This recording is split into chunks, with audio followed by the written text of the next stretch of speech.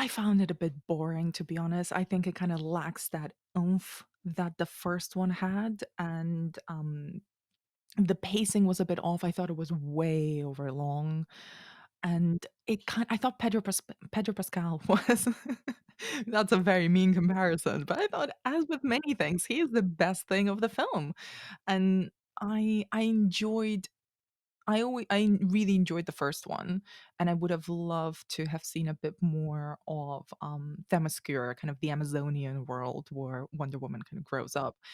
Or now in this film where she battles essentially against 2 very different types of villains, I wanted a little bit more of Barbara Minerva.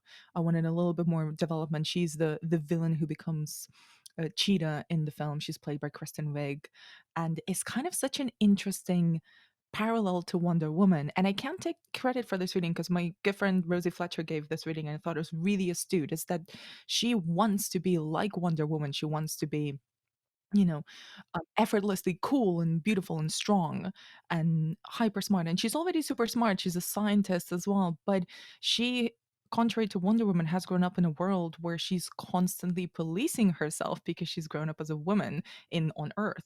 Whereas Wonder Woman just kind of lands and she's not crippled by insecurities or doubts or the constant fears that sort of swim around in your head when you're walking around the world as a woman.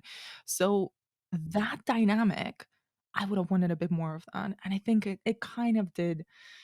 It it kind of didn't undo the good work of the first one because I think no one can take that away from what the first film did, but it didn't add anything new. There was a lot of missed opportunities in the film for me, but there is something as well about, like Dave was pointing out in his note, that we're now missing, at least this past year, missed a big superhero fix. This was supposed to be our fix, so I think there's a lot of expectations placed in this film, and that's a little bit unfair to place all of those intense, kind of pandemic-riddled expectations on one single blockbuster and have it satisfy all of those needs.